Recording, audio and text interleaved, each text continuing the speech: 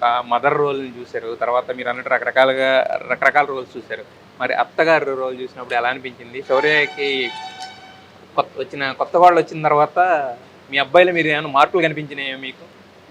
లేదమ్మా, అది మాత్రం నేను చాలా ప్రౌడ్గా ఫీల్ అవుతానమ్మా.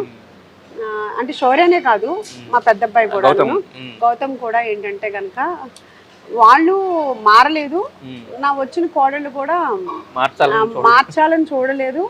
అసలు ఒకటి ఏదైనా చెప్పినా ఇనే మెంటాలిటీ నా కొడుకులు కాదు, అలానే నా కోడళ్ళు చెప్పే మెంటాలిటీ కూడా కాదు. అది రెండు సరిపోయినాయి అనమాట. ఒక రకంగా నా కోడళ్ళు అని చెప్పాలి అంటే కొంచెం ఇబ్బందిగా అనిపిస్తుంది కూతుళ్ళు. ఎందుకంటే నాకు ఎవరైనా పరిచయం చేసినా నా కోడలు అంటే నాకేంటో కొంచెం దూరంగా అనిపిస్తుంటుంది. వాళ్ళు కూడా నన్ను, మా పెద్ద కోళ్ళేమో అమ్మ అని పిలుస్తుంది, అమ్మ నాన్న పిలుస్తుంది. నా శౌర్య వాళ్ళ వైఫ్ అయితేనే మా అమ్మ డాడీ అని పిలుస్తారు. అసలు వాళ్ళంతగా పిలుస్తుంటే నేను నా కోళ్ళని పరిచయం చేయడానికి నాకు కూడా చాలా ఇబ్బందిగా అనిపిస్తుంది. ప్లస్ అసలు నా చిన్న కోళ్ళు అనూష గురించి చెప్పాలి అంటే నన్ను అందరూ అంటారు మీరు మల్టీ టాలెంట్, చాలా ఇది అని.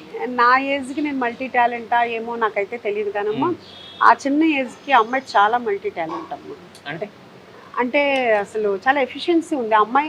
ఓ పక్కన అంత పెద్ద కంపెనీ ఇంటీరియర్ డిజైనర్గా తనంతా అన్ని ప్రాజెక్ట్స్ చేస్తూ, ఇక్కడ మళ్ళీ శౌర్య ఉన్నా కానీ ఇక్కడ ఇల్లు చూసుకుంటా, మళ్ళీ అక్కడికి వెళ్తా, అటు ఇటు చూసుకుంటా, మళ్ళీ మాతో టైం స్పెండ్ చేస్తూ ఏమాత్రం ఉన్నా నాకు అందుకనే తను పాపం ఇబ్బంది పెట్టబుద్ది కాదు. అండ్ మమ్మ ఎలా ఉన్నారు రానా అని అంటే వద్దమ్మా నేనే వస్తాను, నీ టైం కూడా ఎందుకు అని చెప్పి నేనే వెళ్తుంటాను ఎక్కువగాను. ఒక్కొక్కసారి తను వస్తుంటుంది. అట్లా చాలా ఎఫిషియన్స్ అంటుంది. అబ్బా మీరు అట్లా పద్దాక నా గురించి చెప్పొద్దు అంటది. సరే అటైతే కనుక ఆ అమ్మాయి మంచిది కాదని చెప్తాలే అంటున్నా.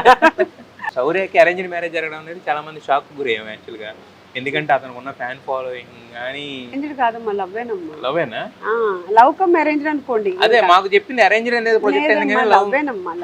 అంటే లవ్ అంటే చూశారు, కలిసి ట్రావెల్ చేశారు, ఇష్టపడ్డారు, చెప్పాడు శౌర్య అమ్మ అనుకుంటున్నాను ఇలాగాని, అమ్మాయిని చూడాలి అన్నాను, పిలిపించాడు. నాకు అమ్మాయి చాలా పాజిటివ్ గా అనిపించింది, ఓకే అన్నాము. మీడియాలో ఇంత ఇదిగా ఎక్కడ రాలేదండి యాక్చువల్ గా.